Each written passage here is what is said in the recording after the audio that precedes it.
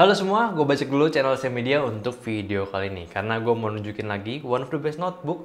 Ini bagus banget dari desainnya, super sleek, auto naksir, dipakai buat ngedit cukup oke, bahkan sambil bermain game itu apalagi. Tapi ini adalah channel khusus productivity, so mari kita bahas notebook gaming Asus terbaru ini, yaitu ROG Zephyrus M16. Lowest SKU-nya kalau dipakai buat ngedit video itu seperti apa. So, langsung aja kita intro dulu.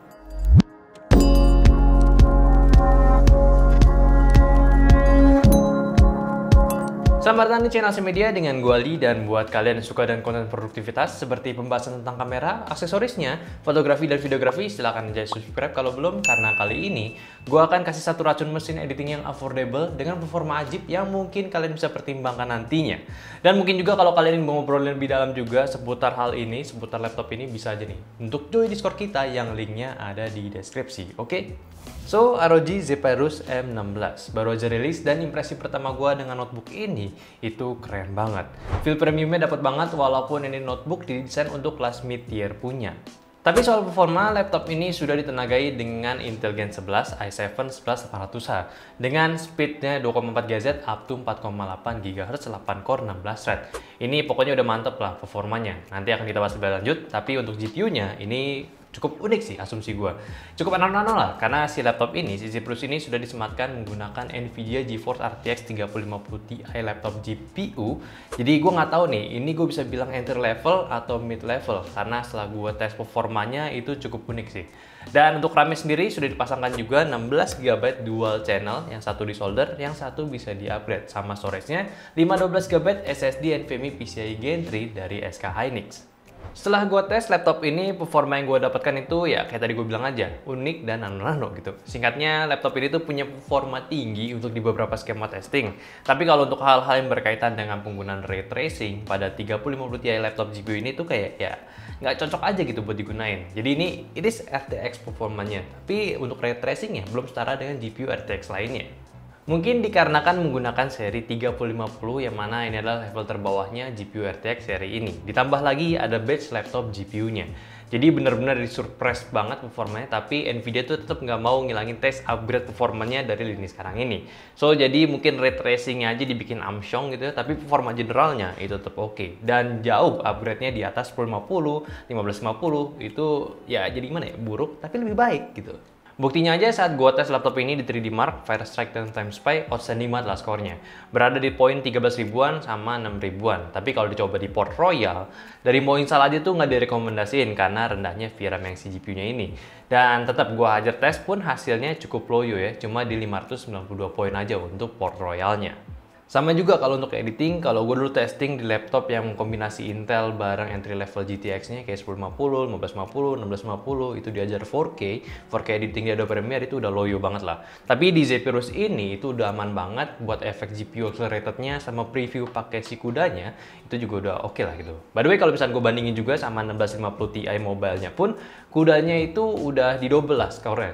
Dari yang cuma 1000-an jadi di 2560 kuda core. Jadi memang lah untuk some point ditingkatkan, tapi tetap ada yang harus dikorbankan juga. Kalau sedikit ngomongin game ya sama juga. Untuk game di resolusi natif layarnya ini WQXGA atau 2K rasionya 16:10 masih banyak yang playable. Mungkin kebantu juga sama spek lain yang tinggi juga. Tapi kalau udah diubah settingannya buat pakai ray tracing, contohnya gue tes di game COD ya bisa aja, cuma kayak nggak kerasa gitu ray tracingnya. Nggak ada penurunan FPS juga sih, kayak di laptop lain tuh kalau gue udah tesnya biasanya tuh ada, ini nggak ada.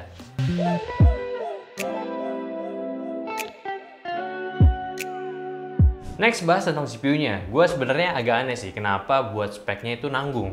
Intel i7 tapi GPU-nya ya nanggung gitu kelasnya. Kenapa nggak disetarain aja? Kalau misalkan GPU-nya entry to mid, ya CPU-nya entry to mid juga gitu, sama gitu. Cuma memang setelah gue belajar gitu ya, berjalannya waktu, gue pahamin juga ternyata faktornya itu banyak banget buat dibahas. Dan mungkin faktor terbesarnya di sini tuh CPU Intel Gen 11 sekarang udah mendukung Thunderbolt 4. Jadinya nggak apa-apa lah.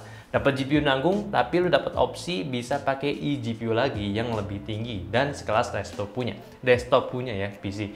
Ya make sense lah kalau kalian memang butuhin dan punya dana super ekstra. Tapi memang untuk Intel Gen 11 ini mungkin gua nggak terlalu liatin dari performance upgrade-nya berapa persen, tapi dari fitur teknologinya yang di-unlock semakin banyak dan semakin menarik. Mungkin ini bisa jadi satu racun tersendiri kenapa lo harus ambil laptop dengan Intel yang terbaru atau saat ini adalah Gen 11.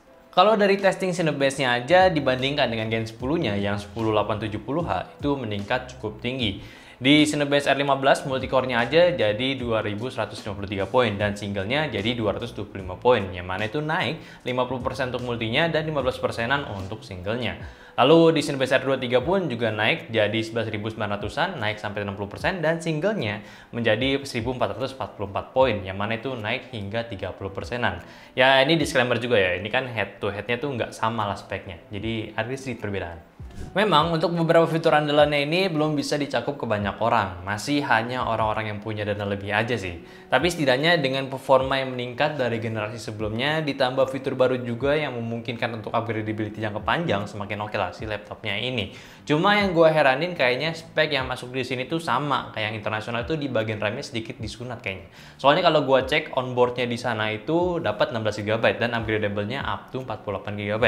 Kalau di sini base yang onboardnya itu cuma 8 GB aja, berarti maksimalnya cuma 32 GB RAM-nya aja yang bisa ditambahkan, dengan totalnya jadi 40 GB RAM-nya aja. Ya nggak sih? Bener nggak? Bener. Tapi udahlah, bukan masalah banget untuk RAM-nya. 16 GB dari factory-nya untuk saat ini oke banget lah untuk di berbagai kondisi. Video editing, konten digital itu udah oke, dan game pun masih mumpuni lah. Ya namanya juga laptop gaming kan ya, masih nggak bisa main game gitu.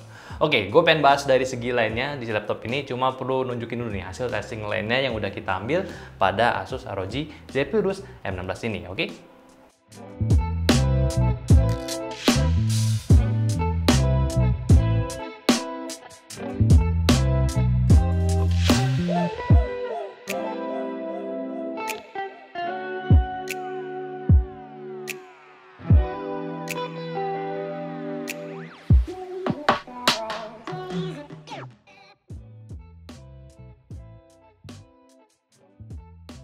Lanjut soal desain, harusnya ini gue bahas di awal karena memang dari desainnya kali ini cukup bikin gue salfok pas baru buka dari kardusnya. Keren dan mungkin ini paling cocok buat sebuah laptop dengan nuansa desain gamer. Tapi nggak heboh nih yang bikin risih kalau dibawa ke tempat umum. Ya top lah. Cover belakang displaynya sendiri ada motif bolong-bolong berbentuk diagonal dan di dalamnya cuma ada hologram aja, bukan anime matrix. Sangat clean juga, nggak ada logo dominan ROG di tengah, cuma ada badge kecil di pojok kanan bawah. Warna dominan black dengan matte finish, memang agak sedikit fingerprint magnet, tapi kalau ke dalam badan bersih, si Zephyrus ini seksi banget lah pokoknya. Durabilitas juga mantap dengan dimensi chassis yang menurut gue ini cukup minimal untuk sebuah laptop 15 inci aja. Nah, tapi di ukuran laptop 15 inci ini uniknya berhasil bisa memasangkan display 16 inci dengan rasio 16:10 ke chassis laptop ini. Jadi di rasio display to body-nya ini sudah mencapai 94%, yang mana udah hampir full layarnya aja di sisi ini. Spesifikasinya pun juga cakep. Resolusi di 2560x1600, panel IPS anti glare, akurasinya di 100% DCI P3, Pantone validated juga, dan tentunya spesifikasi khusus gamingnya, refresh rate-nya sudah mencapai 165 Hz dengan response time-nya di 3 ms aja. Dan dengan spek display seperti ini mungkin sudah jelas untuk di segala kondisi udah pasti working perfectly untuk rating dan juga gaming. Tapi yang gue concern di sini untuk notebook saat ini udah mulai banyak nih yang bereksperimen dengan rasio layar di 16:10. So pasti untuk resolusi akan sedikit lebih luas, apalagi untuk di beberapa skema penggunaan content creating dengan resolusi di atas Full HD juga workspace kerja kita akan lebih luas. Sama satu lagi, di rasio layar bodinya itu ke 94%, Asus pun juga tetap berhasil menyematkan webcamnya di sisi atas displaynya. Jadi nggak ada posisi awkward buat menggunakan video call ataupun kita diharuskan membeli webcam lagi.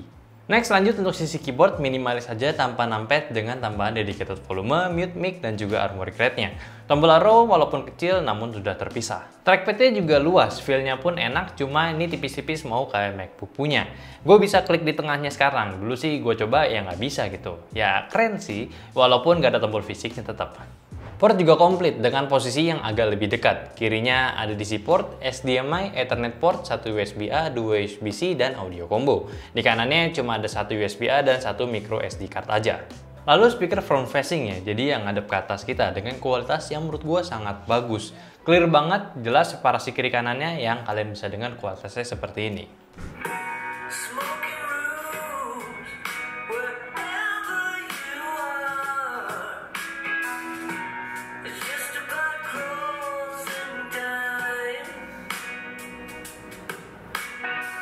Last thing tentang desainnya, bagian chassisnya yaitu hinge-nya ini berbentuk elevated, jadi posisinya itu agak naik, baik untuk posisi pengetikan dan juga untuk airflow laptopnya. Dan airflow-nya sendiri seperti biasa keluar dari sisi kanan kiri, hinge-nya dan intake-nya berada di sisi bawah. Performanya itu cukup baik, di stress test maksimalnya pun cuma dapat di 82 derajat Celcius saja. Performance baterainya juga cukup baik di laptop ini, bisa tahan 5 jaman pas gue pakai tanpa charger di mode performance-nya. Dan baiknya juga si Asus ini, di paketan gue mereka ngasih 2 buah charger. Satu standar portnya, yang satu lagi untuk mobilitas dengan port Type-C-nya. Lebih kecil dan lebih enak buat dibawa-bawa. Tapi ya gitu, minusnya kalau kalian mau pakai tipe charger USB-C-nya, performanya itu nggak akan bisa di-boost ke maksimalnya. Harus perlu port standarnya baru bisa balik lagi. So, kesimpulan untuk Asus Zephyrus kali ini, mungkin si M16 ya, kayak nama laras panjang gitu ya. Si laptop ini menurut gue bisa jadi pilihan yang oke lah untuk di beberapa skema penggunaan. Ya lebih tepatnya untuk para gamer lah, yang nggak melulu pengen grafis RTX on terus. Yang penting performanya oke buat dipakai gaming, menurut gue sih seperti itu. Tapi kalau buat kalian nih yang mostly audiensnya produktif, yang demen bikin konten, notebook gaming ini gue rasa oke banget lah kalau kalian ngincer sebuah laptop buat digital creating. Ya walaupun performanya masih di kelas 3050 Ti laptop sih. Performanya sih ya nggak bakalan sama gitu ya kayak pas zaman 1050 di masanya. Ini masih mantap lah performanya, apalagi CPU-nya pun juga udah Intel i7 Gen 11 juga kan. Ya ini masuk ke mid level notebook yang kastanya itu masuk ke premium punya lah. Masih banyak ruang buat upgrade storage-nya sama di bagian RAM-nya. Masih bisa dimaksimalin lagi berarti. Terus layarnya juga udah enak, resolusinya di atas Full HD standar, akurasinya tinggi, dan kemungkinan pakai external monitor bisa lebih dari satu. Mobilitas enak, gengsi dapat kalau dipakai buat presentasi ke klien. Buat nunjukin progress project juga oke banget. Cuma tetap perlu diperhatikan lagi untuk kebutuhan kalian cocok nggak nih dengan spek laptopnya ini. Kalau kalian pakai softwarenya GPU oriented kayak 3D modeling atau desain project yang kompleks yang perlu GPU banget, gua rasa kalian perlu cari SKU yang lebih dari atas RTX ini. Jangan asalkan udah Zephyrus ya kalian beli, ya salah dong. Oke, jadi intinya yang penting cari tahu dulu nih kebutuhan untuk kerjaan kalian tuh kayak gimana. Kalau cocok ya bisa diambil.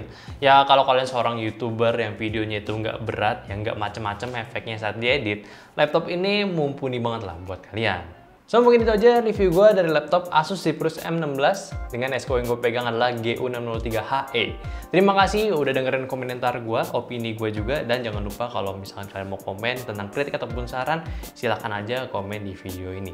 Dan jangan lupa juga untuk cek channelnya Anteh, karena di situ gue lebih banyak membahas tentang teknologi, dan jangan lupa juga untuk subscribe channel ini kalau kalian ingin tentang pembahasan konten produktif lainnya. Dan jangan lupa juga untuk like videonya, follow Instagram ST Media juga, dan jangan lupa untuk join Discord kita yang linknya ada di deskripsi. Oke, mungkin itu aja. Di sini ada gue Ali sebagai hostnya, kameramen dan Sinanda Jati. Jadi sampai jumpa di video Erwin lainnya. Bye bye.